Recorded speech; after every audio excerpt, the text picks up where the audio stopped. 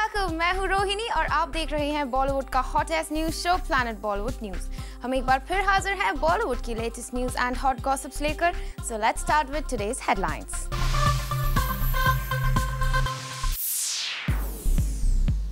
बॉलीवुड की bubbly girl Preity Zinta ने press conference बुलाकर मीडिया को दी कौन सी धमकी। रणबीर और कटरीना के हाइड एंड सीक गेम की डिटेल्स फिर से मीडिया में आई सामने। पापराजी की नजरों से दूर अनुष्का शर्मा कहां मना रही है अपना बर्थडे। और दिखाएंगे एक्ट्रेस पूजा गुप्ता का exclusive interview. Planet Bollywood news की शुरुआत आज की सबसे बड़ी खबर के साथ। बॉलीवुड की बबली गर्ल प्रीति जिंटा को इतना गुस्सा क्यों आता है, सभी आज यही सवाल पूछ रहे हैं। कब और कहां प्रीति के गुस्से को देखकर उठा ये सवाल, find out in our top story. You must respect my choices. गुस्सा। You know, you can't always turn around and say, but, da. गुस्सा I would prefer positive and sensible questions. और गुस्सा। बॉलीवुड में अगर किसी स्टार को सबसे ज्यादा गुस्सा आता है तो वो है एक्ट्रेस प्रीति जिंटा। प्रीति अनडाउटेडली बॉलीवुड की नंबर 1 एंग्री क्वीन है। हमने आपको कई बार दिखाया है कैसे प्रीति बात बात पर मीडिया पर भड़क जाती है। In India, the media has started becoming a herd mentality. I don't like to be in front of the media anymore. You're supposed to know facts. You're supposed to actually not just print or write about hearsay or carry it. You're supposed to know facts. और कल अपनी film इश्क in Paris की release date को announce करने पहुंची प्रीति का गुस्सैल अंदाज फिर से एक बार नजर आया। I think आपको ऐसा लग रहा है, आप पिक्चर देखिए please. I have one request. We have been through so much in this film. I would prefer positive and sensible questions. You must respect my choices. You know, you can't always turn around and say, but, da. You must respect my choices. I've done them. I've done it on my own and I'm very proud of the way I've done it. देखा आपने प्रीति का गुस्सा। Showbiz industry का हिस्सा होने के बावजूद प्रीति media के अनकंफर्टेबल सवालों को झेल नहीं पाती। मीडिया और स्टार्स के बीच तू मैं तो चलती रहती है, लेकिन बॉलीवुड में शायद ही कोई ऐसा स्टार हो जो प्रेस कॉन्फ्रेंस में बुलाकर मीडिया को ऐसे खरी खोटी सुनाता हो। They do have a book coming out regarding all the baseless and ridiculous articles. It's going to go in that and get amar forever. So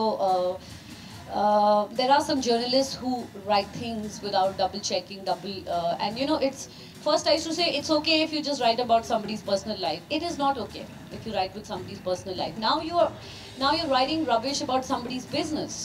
I don't think it's okay. But you know what? I have two ways of reacting to it. A, I don't react. B, I go all guns blazing. Preity Zinta ने तो इस बार हद ही कर दी। उन्होंने बिल्कुल धमकी भरे लहेजे में कह दिया कि वो बहुत जल्द एक बुक लॉन्च करने जा रही हैं और उसमें वो मीडिया को सच्चाई बताएंगी। What goes around comes around. That's all I can say. I can only hit back with making sure that I do great work. Well, प्रीति तो जैसे यहाँ मन बनाकर आई थी कि वो मीडिया को लेफ्ट राइट सेंटर बैश करने वाली है। वैसे मीडिया के लिए ये कोई नई बात नहीं थी। प्रीति की प्रेस कॉन्फ्रेंस में सभी रिपोर्टर्स वेल प्रिपेयर्ड होकर पहुंचे हैं। मूविंग ऑन, प्रीति के गुस्से के अलावा आइए बात करते हैं इस इवेंट पर और क्या खास हुआ। प्रीति जिंटा ने यहाँ बताने की कोशिश की कि आखिर क्या थी वो वजह कि उन्हें अपनी फिल्म की रिलीज डेट 2 बार डिले करनी पड़ी। The reason हमने ये फिल्म डिले की थी, और मैं feel very embarrassed saying it again and again, पर प्रेम बहुत बीमार हो गया था बीच में and he had to go for his surgery and मैंने उस वक्त एक डिसीजन लिया था कि मैं उसके बिना ये फिल्म रिलीज नहीं करूँगी। I will wait for him to come back and get okay. Well, प्रीति के इस एक्सप्लेनेशन को माना जा सकता है, लेकिन इंडस्ट्री इनसाइडर्स प्रीति की फिल्म की डिले की कुछ और ही वजह मानते हैं। स्टिल हम तो प्रीति की बात का ही विश्वास कर लेते हैं। कहीं ऐसा न हो कि प्रीति को इस बात का पता चल जाए कि हमने उनकी बातों को नहीं माना और नेक्स्ट प्रेस कॉन्फ्रेंस में वो हमारी क्लास लगाने को तैयार हो जाए। मूविंग ऑन, प्रीति ने यहाँ ये भी बताने की कोशिश की कि आखिर उन्होंने 24 मई की डेट ही क्यों चुनी है। We waited for some time because when very big films come, then it's like saying, well, mujhe maar. You have to also as a producer plan because you want a solo release. You want the theaters. It's now I've realized it's not just about I want to release it here. You have to look at what theaters you can get and how you can not divide your audience. So definitely. प्रीति ने अपनी film को solo release दिलवाने के लिए ये date चुनी है। We hope प्रीति का ये डिसीजन उनकी फिल्म के लिए सही साबित हो। For Hardik Tanna, zoom, Mumbai. Mumbai में फिल्म गुलाबी गैंग की शूटिंग कंप्लीट होने पर रखी गई एक रैप अप पार्टी, लेकिन इस पार्टी से फिल्म की लीड एक्ट्रेस माधुरी दीक्षित रही गायब। क्या है इसकी वजह? Let's find out.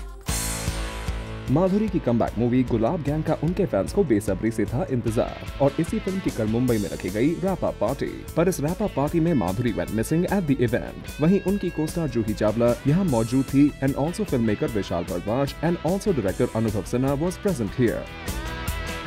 चलिए माधुरी ना सही, पर इस फिल्म की another lead actress Juhi Chawla से करते हैं बात, जो कि एक विलनस रोल में नजर आएंगे, और माधुरी के साथ स्क्रीन स्पेस शेयर करके जूही सीम्ड क्वाइट हैप्पी। एक्चुअली गुलाब गैंग में काम करने को बहुत मजा आया, क्योंकि माधुरी के साथ काम कर रही थी, पहली बार साथ में सीन्स किए, and I think she is been one of my best co-stars. As for shooting हम लोग, क्योंकि she is playing like the hero, मैं तो विलन का रोल कर रही हूँ, तो it's been you know we are on opposite sides the film. वैसे ये film is full on women centric, but being a woman centric film, Juhi has defended it by saying that it's a completely different movie. हाँ, इस film में बहुत ज़्यादातर क्या कहूँ औरतें हैं, या प्रोटैगनिस्ट औरतें हैं, विलन भी औरत ही है, so it's quite women centric, but at the same time it's very interesting also। मतलब ऐसा नहीं कि कोई स्लो और कोई प्रीचिंग काइंड ऑफ फिल्म, आपको कोई लेक्चर दे रहे, ऐसा कुछ नहीं है।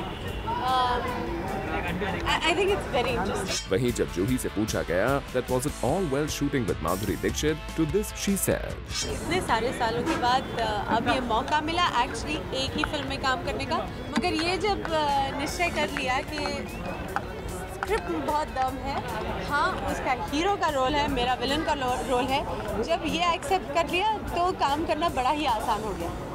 हाँ तो क्योंकि अगर इनसिक्योरिटी या राइवलरी रहती है, ऐसा कुछ होता तो फिर काम और स्क्रिप्ट और फिल्म खराब हो जाते। चलिए डिफरेंट रोल्स को एक्सेप्ट करते ही जूही चावला ने माधुरी से जो भी पास में राइवलरी थी उसे प्रेजेंट में खत्म कर दिया है, और साथ ही साथ जूही ने बताया कि कैसे उनके फिल्म के डायरेक्टर ने उन दोनों के बीच आइस ब्रेकर का रोल प्ले किया। सामिक ने एक बहुत अच्छी बात की, सबके सामने सबको पूरे गैंग को बुलाया और स्क्रिप्ट की रीडिंग कर ली, और माधुरी और मुझे शूटिंग से पहले ऑफिस में बुलाया और बस हमसे कहा कि बातें करो या कुछ भी जो भी है। So that was a very good ice breaker set पर जाने से पहले। That's pretty good we must say। चलिए बढ़ चलते हैं विशाल भारद्वाज की ओर और जानते हैं उनकी इस फिल्म को लेकर क्या एक्सपेक्टेशंस हैं। आई थिंक अनुभव को मैं बहुत सालों से जानता हूँ और बड़ा नॉवल कॉन्सेप्ट है, तो आई एम श्योर कि फिल्म बहुत अच्छी होगी। Vishal is very much excited to get Juhi and Madhuri together on screen. Also, he's expecting the film to fare well at the box office. वहीं अनुभव सिन्हा ने तो इस फिल्म का एक बेसिक कॉन्सेप्ट ही हमें समझा दिया। कुछ औरतों का एक ग्रुप है जो औरतों के खिलाफ जो जुल्म होते हैं हमारे समाज में, उससे लड़ने के लिए साथ आती है और उससे लड़ रही है, और उनकी ट्रेजेडी ये है कि वो एक औरत से ही लड़ती हैं। ये इस फिल्म का बेसिक कॉन्सेप्ट है। चलिए फिल्म का कॉन्सेप्ट समझ तो हम गए ही हैं, अब उम्मीद करते हैं कि बॉक्स ऑफिस पर भी ये फिल्म की स्टोरी अच्छे तरह से प्रेजेंट की जाए। For Hardik Tanna, zoom, Mumbai. Ranbir Kapoor और कटरीना कैफ भले ही अपने रिश्ते को दुनिया की नजरों से बचाकर रखना चाहे, लेकिन इनकी मुलाकातों की डिटेल्स मीडिया में लीक हो ही जाती है। आइए आपको बताते हैं कल रणबीर और कटरीना के हुई एक ऐसी ही मुलाकात के बारे में। Take a look. रणबीर और कटरीना अपने रिलेशनशिप को दुनिया की नजरों से छिपाकर रखना चाहते हैं, लेकिन कहते हैं ना, इश्क और मुश्क छिपाए नहीं छिपता। सोर्सेज की माने तो रिसेंटली फिल्म सिटी में रणबीर और कटरीना शूटिंग कर रहे थे। यहाँ रणबीर अपनी एक एड फिल्म की शूटिंग कर रहे थे, वहीं कटरीना अपनी फिल्म की शूटिंग कर रही थी। और जैसे ही कटरीना को ये पता चला कि रणबीर फिल्म सिटी में ही शूटिंग कर रहे हैं, तो वो तुरंत अपनी फिल्म के सेट से रणबीर के एड शूट के सेट पर पहुंच गई। लेकिन यहाँ भी इन दोनों स्टार्स ने इस बात का पूरा ख्याल रखा कि मीडिया की नजर इन पर ना पड़ जाए, तभी तो सेट के पिछले दरवाजे दरवाजे से ये दोनों स्टार्स अलग अलग निकलकर एक वैनिटी वैन में पहुंचे और यहाँ क्वालिटी टाइम स्पेंड किया। रणबीर और कटरीना की इस मुलाकात की वजह से रणबीर की एड शूट और कटरीना के फिल्म की शूटिंग काफी देर तक रोकनी पड़ी। रणबीर और कटरीना ने तो पूरी कोशिश की किसी को ये पता न चले कि इन दोनों स्टार्स की यहाँ मुलाकात हुई है, लेकिन स्टार्स भूल जाते हैं कि ऐसी खबरें कितनी भी छिपाकर रखने की कोशिश क्यों न की जाए, ये बाहर आ ही जाती हैं। Bureau report, Zoom, Mumbai.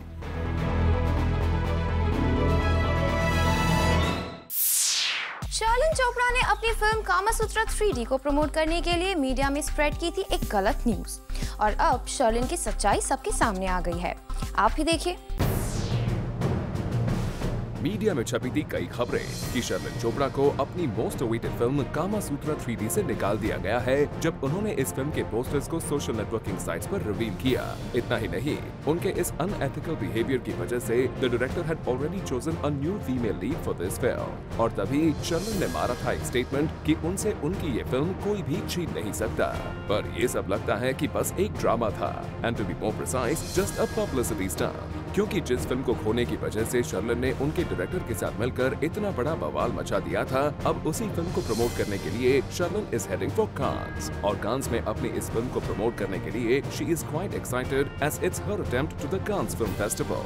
Yes, looking forward to my debut at Cannes. Looking forward to my debut at Cannes.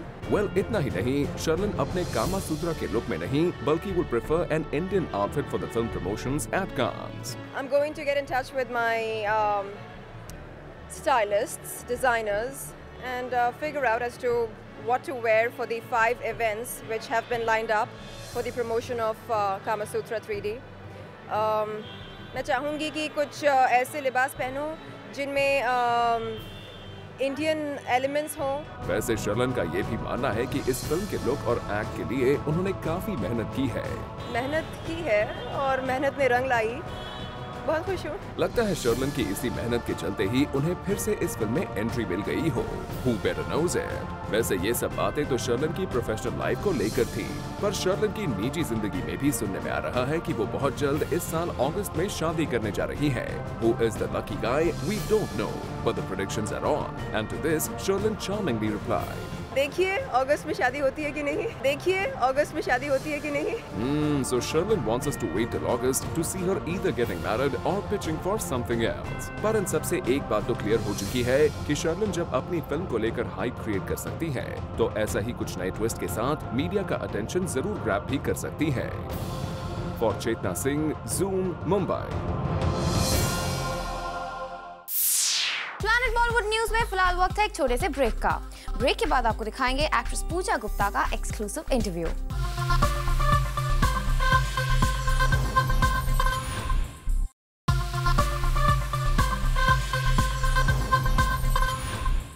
Film go Goa gone की लीड एक्ट्रेस पूजा गुप्ता अपनी फिल्म को प्रमोट करने पहुंची ज़ूम के ऑफिस और यहां पूजा ने हमसे की एक्सक्लूसिव बात। Take a look. Hi Pooja, welcome to the show. This is the first time you're on B Tonight. Thank you so much for coming on our show. I know, it's my pleasure to be here. Thank you so much for calling me. Our pleasure. Okay, tell me, you're working for the first time in a zom-com kind of genre. That's quite a risk to take at the start of your career. Tell us about it. I think it's not risky at all. I think it's the first time when you're doing something new. It's always exciting. So I see it as that point of view. And that is the only thing which excites me to do this film. And when I actually got the script in my hand and when you actually got reading, it's really funny. So, you know, and I always wanted to do something with funny and, you know, so I never thought I will do a zombie film.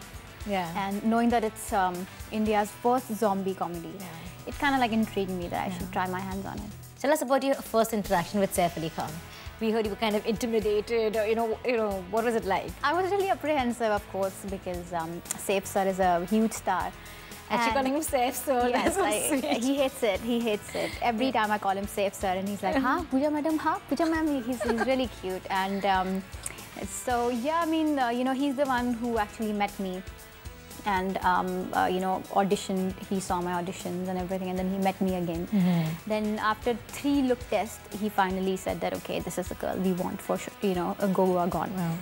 So yeah, I mean, he's cute, and I think the minute he laughed at the set when he came in Mauritius, that was the time when I was like, okay, he's really cool, because he really laughs like a kid, which I don't know, nobody ever noticed that, but he really laughs like a kid at the set. Like he laughs like this, yeah, he's too cute, you know. So the minute he laughed like that, and we were having lunch together and everything, it was all like just fun at the set. Tell me something. Is there a lot of pressure? Like, you know, all actors, actresses have this pressure of being a star, because there's one thing being a star and being an actor is something else. You know what I mean? Right. So, is there a lot of pressure for that? I don't know. I don't see it pressure at all. Like, I don't consider myself the most beautiful girl in the world. I don't see myself as hot, you know. But I come in the category of cute, you know. So I'm like right there, and I'm very happy, you know, like where I am. Yeah. So I'm not there and I'm not there, I'm here. So I'm very happy, and you know, I'm going slow, I'm happy. Focus there, you know? A lot of these girls, when they start out, they have this no kissing and, you know, no bikini policy. Right. You know, you know, in the first movie, like, you know, you were like this. 3 movies, even in exactly, I know. Yeah. Even in this one, right? Yeah, I know. Yeah, so you had no inhibitions whatsoever? Not at all. You know, like when you're Miss India, this is something I'm really comfortable with my body, and so I've never really. Maybe that's why, because that's why these kind of things comes to me, because they know that I'm comfortable. I've been Miss India, I've represented my country abroad, and you know, so it's just something I'm comfortable with, yeah. Yeah, a lot has been spoken about intimate scenes with Neil in Shortcut Romeo. Really? Yeah. Okay. So how was it shoot? I mean, how difficult or easy was it shooting that? I know he's a friend, so I guess. You look, when you're an actor, you don't really think about these things like that. Right, you know, it's for you, it's your work, and you know, and trust me, it's not that enjoyable as what it is going to be in real life. You know, so you're like 100 cameras on you, director's telling you cut, okay, now go. You know, so it's not as fun as it appears on screen. But it was really good for me. I'm lucky that it was Neil, and it's my first romantic film. Even in this film, there's no romantic angle. I'm just playing an action girl and a tomboy. And so for me, it was thanks to Neil. You know, like he really made me feel comfortable. Thanks so much for being on the show. It was great talking to you, Pooja. Thank you. Planet Bollywood news में फिलहाल वक्त है एक छोटे से break का, लेकिन आप कहीं मत जाइएगा क्योंकि ब्रेक के बाद भी बाकी है बहुत कुछ खास. So stay with us.